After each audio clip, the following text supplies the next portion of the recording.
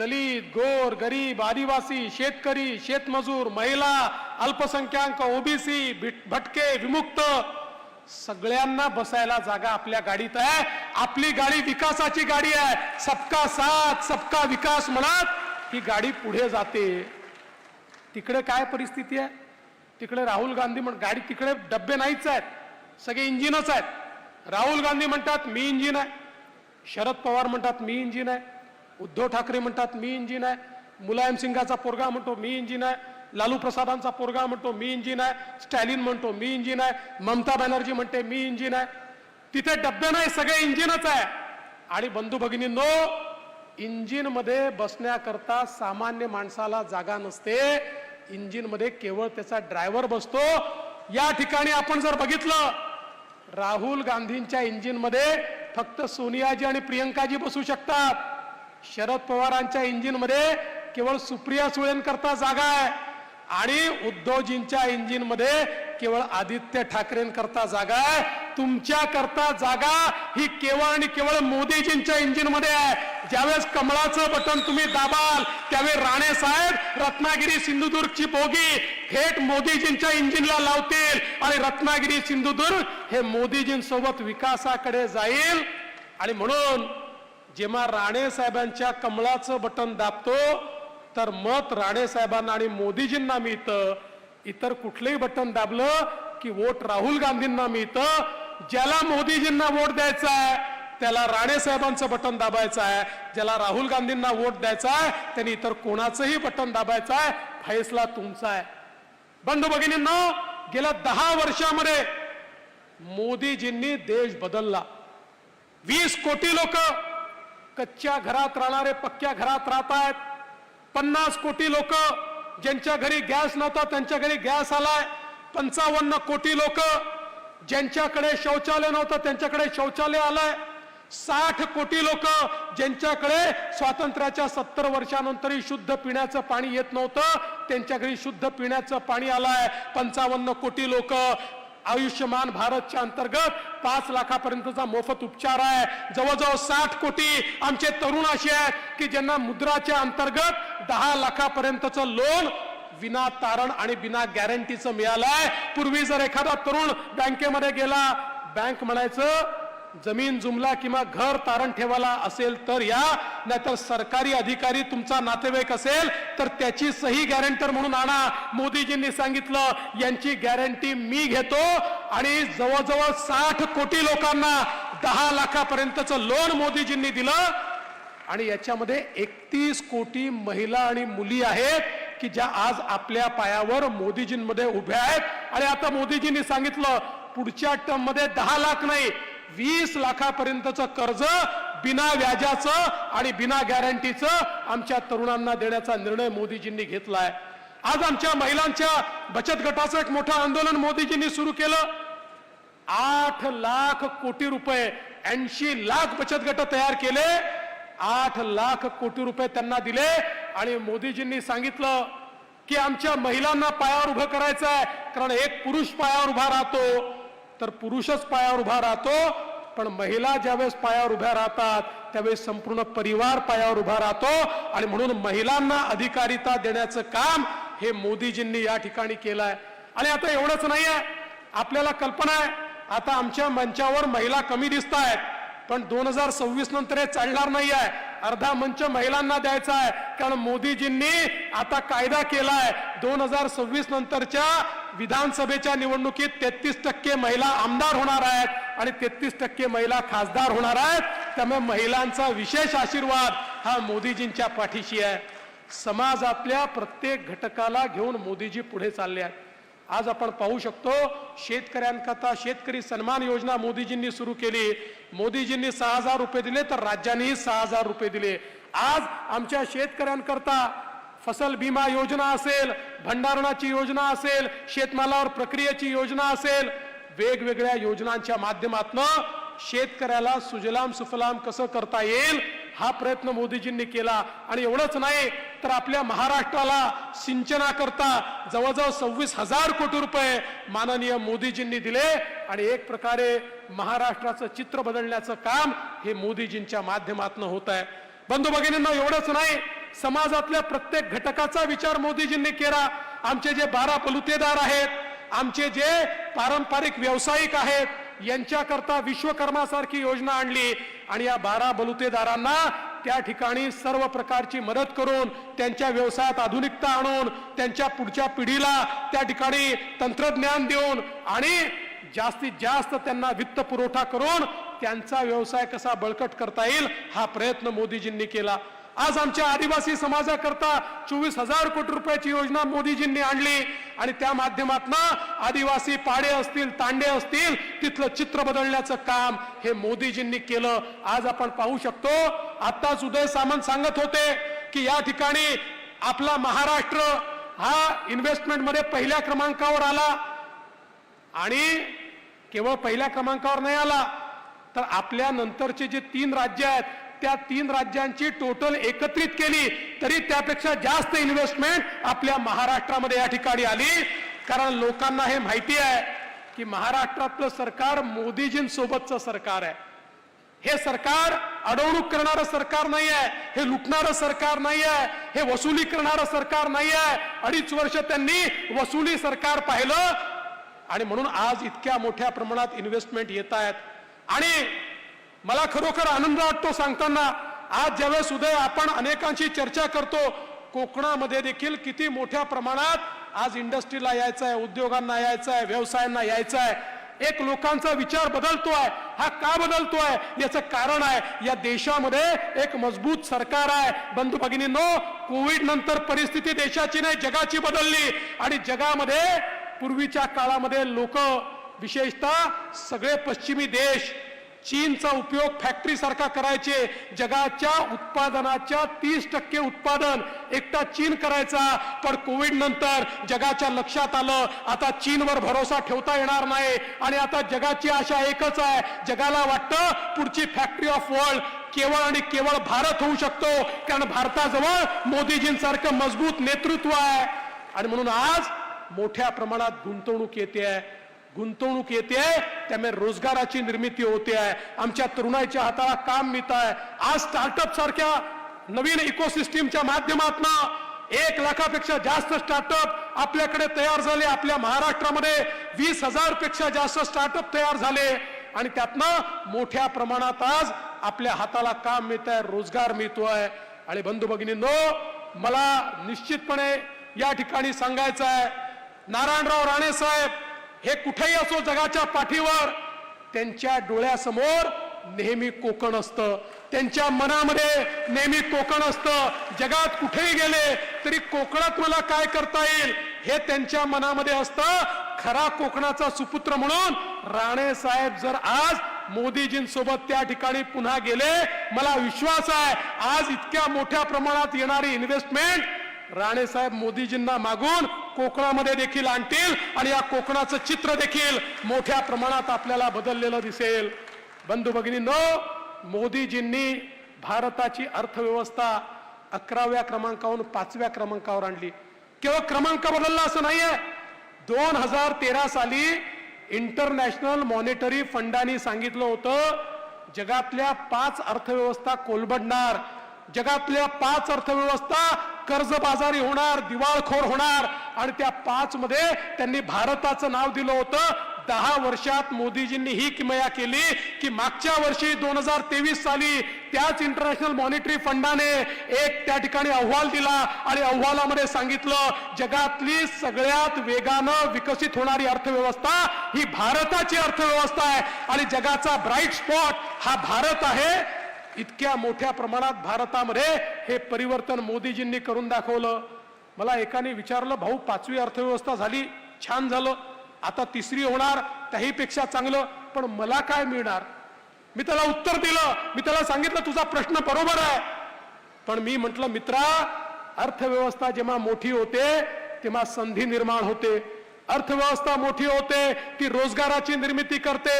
अर्थव्यवस्था मोठी होते इन्फ्रास्ट्रक्चरची निर्मिती होते. रस्ते, वीज, पाणी, पुलं, पोर्ट, एअरपोर्ट हे त्या ठिकाणी तयार होतात, अर्थव्यवस्था मोठी होते, गरीब कल्याणाचा अजेंडा चालतो, अर्थव्यवस्था मोठी होते, तर संरक्षणावर खर्च होतो, अर्थव्यवस्था मोठी होते, देश आत्मनिर्भर होतो, अर्थव्यवस्था मोठी होते, तर आपल्या देशाकडे वाकडी नजर करून कोणी पाहू शकत नाही, अर्थव्यवस्था मोठी होते तर जगामध्ये आपला बोलबाला होतो.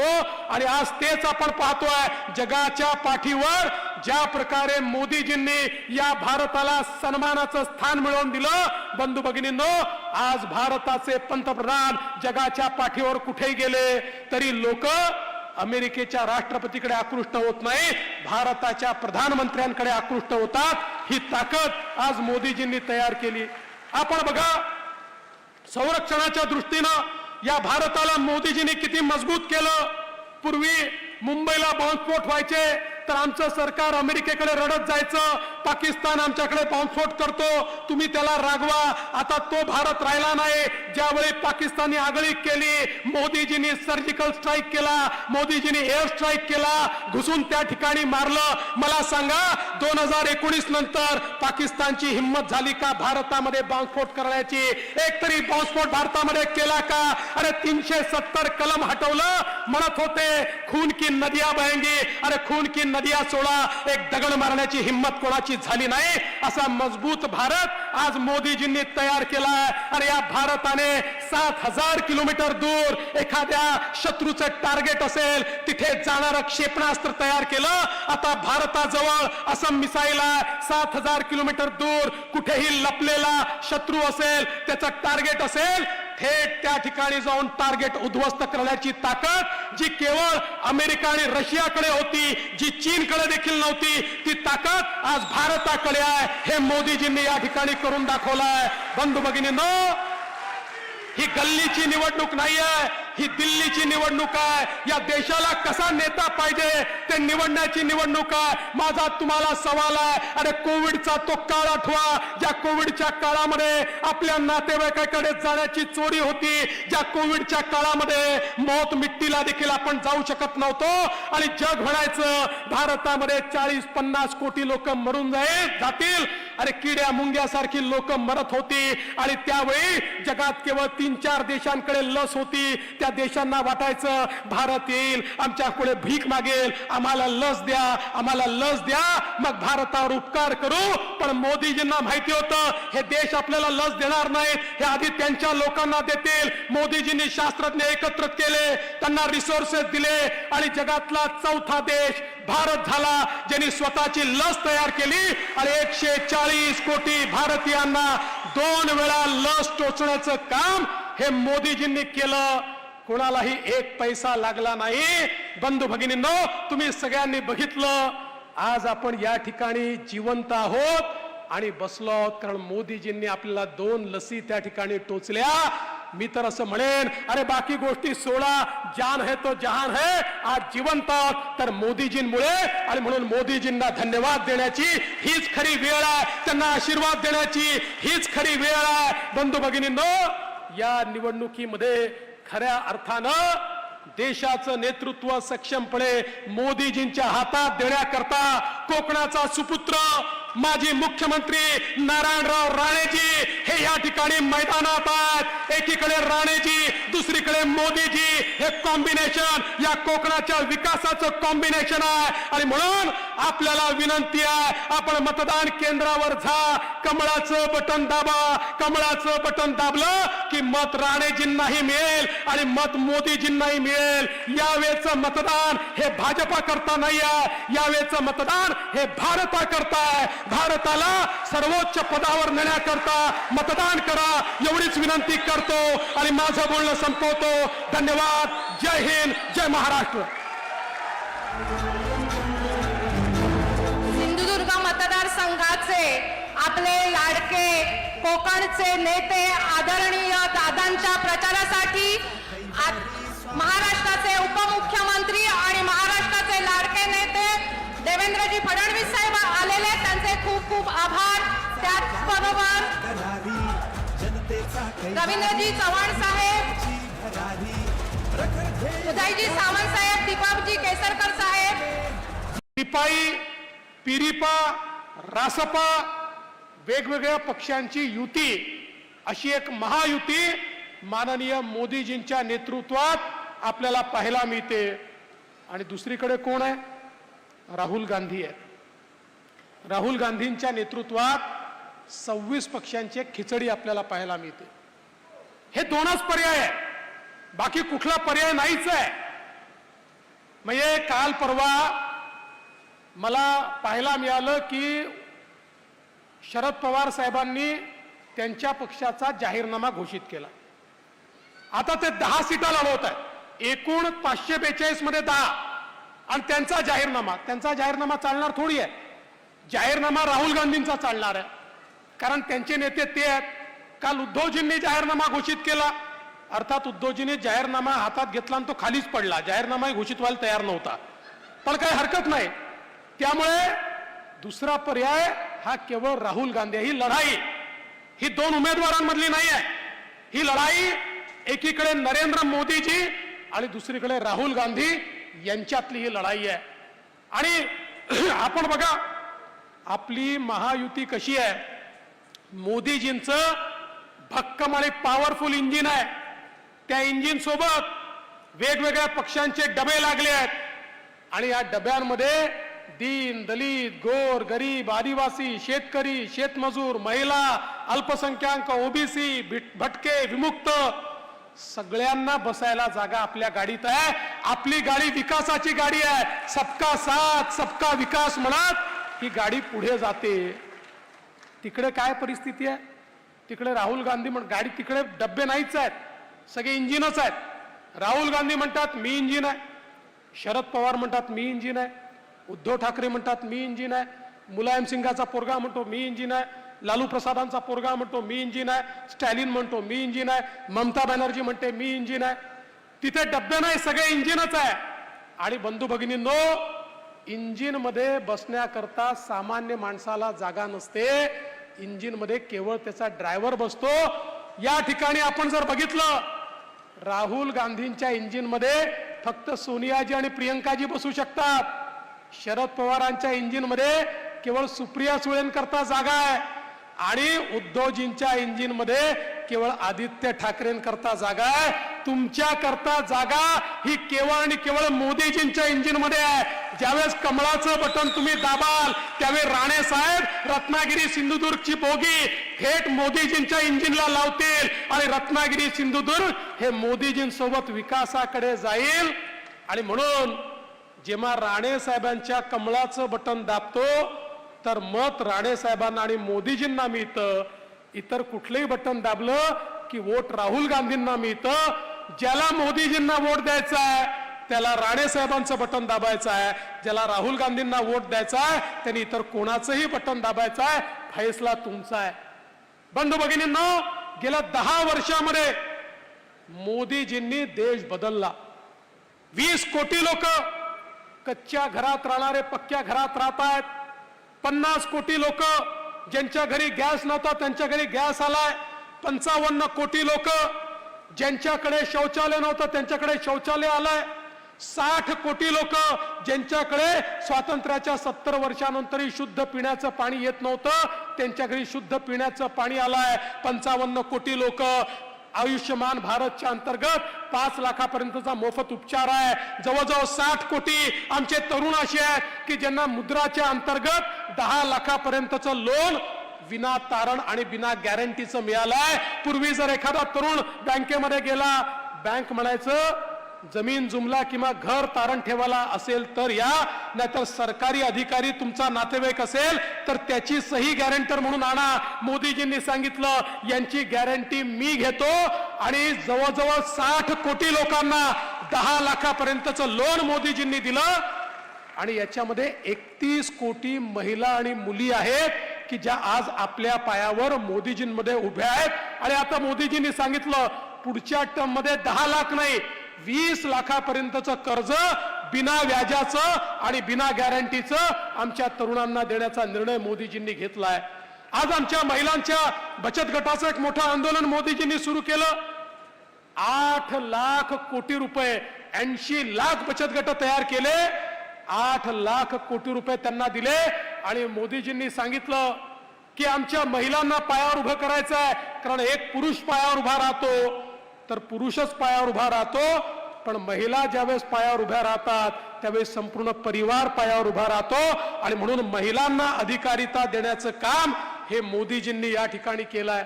आणि आता एवढंच नाही आहे, आपल्याला कल्पना आहे आता आमच्या मंचावर महिला कमी दिसत आहेत, पण 2026 नंतर हे चालणार नाही आहे.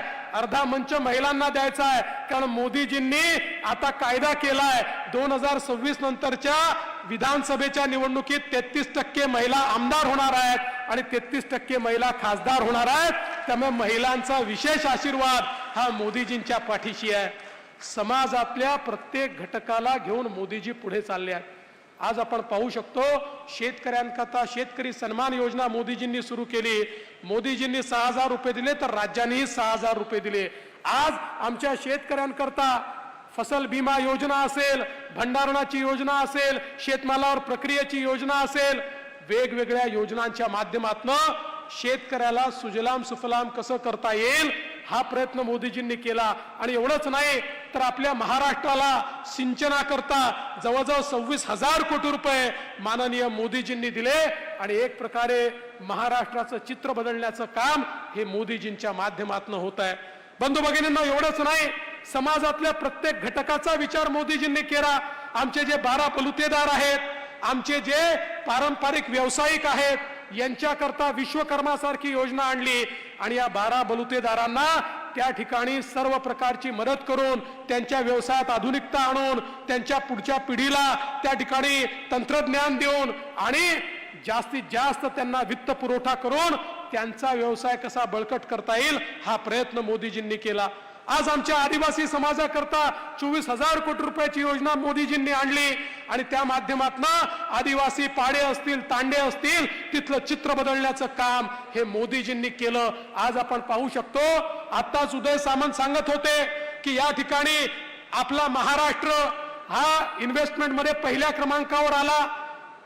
आणि केवळ पहिल्या क्रमांकावर नाही आला तर आपल्या नंतरचे जे 3 राज्य आहेत त्या 3 राज्यांची टोटल एकत्रित केली तरी त्यापेक्षा जास्त इन्व्हेस्टमेंट आपल्या महाराष्ट्रामध्ये या ठिकाणी आली. कारण लोकांना हे माहिती आहे की महाराष्ट्रातलं सरकार मोदीजींसोबतचं सरकार आहे. हे सरकार अडवणूक करणारं सरकार नाही आहे, हे लुटणारं सरकार नाही आहे, हे वसुली करणारं सरकार नाही आहे. 2.5 वर्ष त्यांनी वसुली सरकार पाहिलं आणि म्हणून आज इतक्या मोठ्या प्रमाणात इन्व्हेस्टमेंट येत आहेत. आणि मला खरोखर आनंद वाटतो सांगताना, आज ज्यावेळेस उदय आपण अनेकांशी चर्चा करतो, कोकणामध्ये देखील किती मोठ्या प्रमाणात आज इंडस्ट्रीला यायचं आहे, उद्योगांना यायचं आहे, व्यवसायांना यायचं आहे. एक लोकांचा विचार बदलतोय. हा का बदलतोय याचं कारण आहे या देशामध्ये एक मजबूत सरकार आहे. बंधू भगिनींनो, कोविड नंतर परिस्थिती देशाची नाही जगाची बदलली आणि जगामध्ये पूर्वीच्या काळामध्ये लोक विशेषतः सगळे पश्चिमी देश चीनचा उपयोग फॅक्टरी सारखा करायचे. जगाच्या उत्पादनाच्या 30% उत्पादन एकटा चीन करायचा. पण कोविड नंतर जगाच्या लक्षात आलं आता चीनवर भरोसा ठेवता येणार नाही आणि आता जगाची आशा एकच आहे, जगाला वाटतं पुढची फॅक्टरी ऑफ वर्ल्ड केवळ आणि केवळ भारत होऊ शकतो, कारण भारताजवळ मोदीजींसारखं मजबूत नेतृत्व आहे. आणि म्हणून आज मोठ्या प्रमाणात गुंतवणूक येते त्यामुळे रोजगाराची निर्मिती होते आहे. आमच्या तरुणाईच्या हाताला काम मिळत आहे. आज स्टार्टअप सारख्या नवीन इकोसिस्टीमच्या माध्यमातून 1 लाखापेक्षा जास्त स्टार्टअप आपल्याकडे तयार झाले. आपल्या महाराष्ट्रामध्ये 20,000 पेक्षा जास्त स्टार्टअप तयार झाले आणि त्यातनं मोठ्या प्रमाणात आज आपल्या हाताला काम मिळत आहे, रोजगार मिळतोय. आणि बंधू भगिनींनो, मला निश्चितपणे या ठिकाणी सांगायचं आहे, नारायणराव राणे साहेब हे कुठेही असो जगाच्या पाठीवर, त्यांच्या डोळ्यासमोर नेहमी कोकण असतं, त्यांच्या मनामध्ये नेहमी कोकण असतं. जगात कुठेही गेले तरी कोकणात मला काय करता येईल हे त्यांच्या मनामध्ये असतं. खरा कोकणाचा सुपुत्र म्हणून राणे साहेब जर आज मोदीजींसोबत त्या ठिकाणी पुन्हा गेले, मला विश्वास आहे आज इतक्या मोठ्या प्रमाणात येणारी इन्व्हेस्टमेंट राणे साहेब मोदीजींना मागून कोकणामध्ये देखील आणतील आणि या कोकणाचं चित्र देखील मोठ्या प्रमाणात आपल्याला बदललेलं दिसेल. बंधू भगिनींनो, मोदीजींनी भारताची अर्थव्यवस्था 11व्या क्रमांकावरून 5व्या क्रमांकावर आणली. केवळ क्रमांक बदलला असं नाहीये. 2013 साली इंटरनॅशनल मॉनिटरी फंडाने सांगितलं होतं जगातल्या 5 अर्थव्यवस्था कोलमडणार, जगातल्या 5 अर्थव्यवस्था कर्जबाजारी होणार, दिवाळखोर होणार, आणि त्या 5 मध्ये त्यांनी भारताचं नाव दिलं होतं. 10 वर्षात मोदीजींनी ही किमया केली की मागच्या वर्षी 2023 साली त्याच इंटरनॅशनल मॉनिटरी फंडाने एक त्या ठिकाणी अहवाल दिला आणि अहवालामध्ये सांगितलं जगातली सगळ्यात वेगानं विकसित होणारी अर्थव्यवस्था ही भारताची अर्थव्यवस्था आहे आणि जगाचा ब्राईट स्पॉट हा भारत आहे. इतक्या मोठ्या प्रमाणात भारतामध्ये हे परिवर्तन मोदीजींनी करून दाखवलं. मला एकाने विचारलं, भाऊ 5वी अर्थव्यवस्था झाली, छान झालं, आता 3री होणार, त्याहीपेक्षा चांगलं, पण मला काय मिळणार?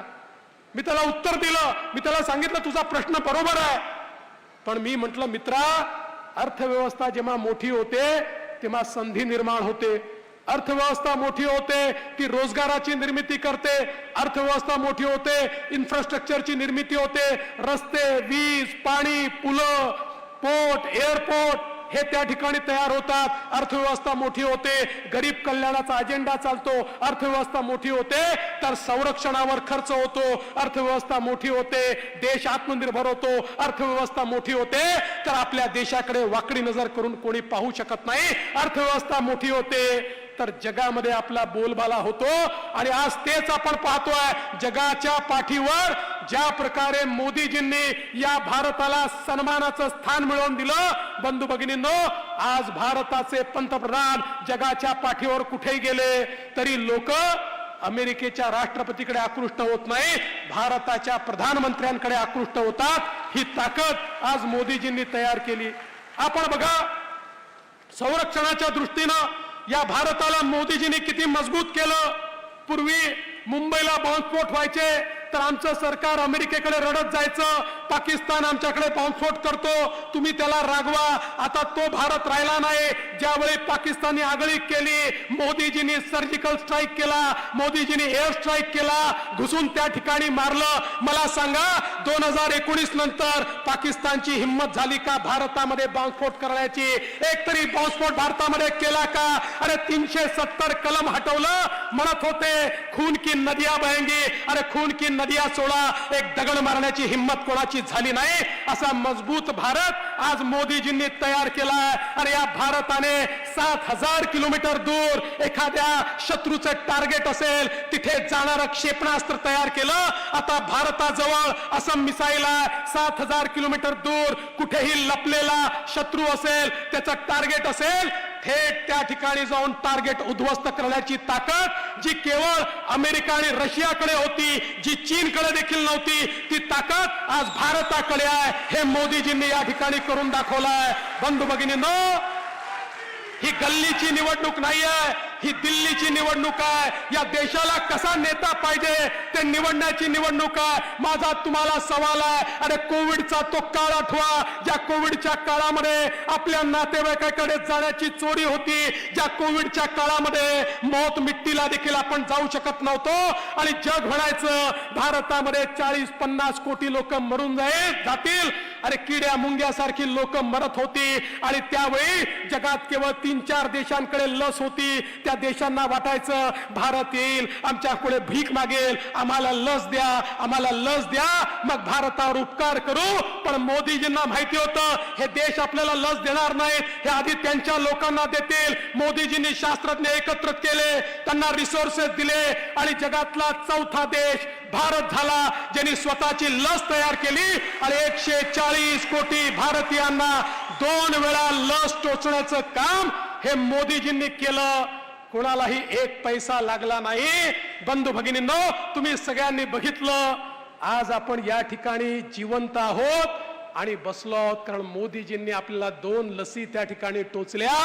मी तर असं म्हणेन, अरे बाकी गोष्टी सोडा, जान है तो जहान है. आज जिवंत आहोत तर मोदीजींमुळे, आणि म्हणून मोदीजींना धन्यवाद देण्याची हीच खरी वेळ आहे, त्यांना आशीर्वाद देण्याची हीच खरी वेळ आहे. बंधू भगिनींनो, या निवडणुकीमध्ये खऱ्या अर्थानं देशाचं नेतृत्व सक्षमपणे मोदीजींच्या हातात देण्याकरता कोकणाचा सुपुत्र, माजी मुख्यमंत्री नारायणराव राणेजी हे या ठिकाणी मैदानात आहेत. एकीकडे राणेजी, दुसरीकडे मोदीजी, हे कॉम्बिनेशन या कोकणाच्या विकासाचं कॉम्बिनेशन आहे. आणि म्हणून आपल्याला विनंती आहे, आपण मतदान केंद्रावर जा, कमळाचं बटन दाबा. कमळाचं बटन दाबलं की मत राणेजींनाही मिळेल आणि मत मोदीजींनाही मिळेल. यावेळेचं मतदान हे भाजपा करता नाही आहे, यावेळेचं मतदान हे भारता करता आहे. भारताला सर्वोच्च पदावर नेण्याकरता मतदान करा एवढीच विनंती करतो आणि माझं बोलणं संपवतो. धन्यवाद.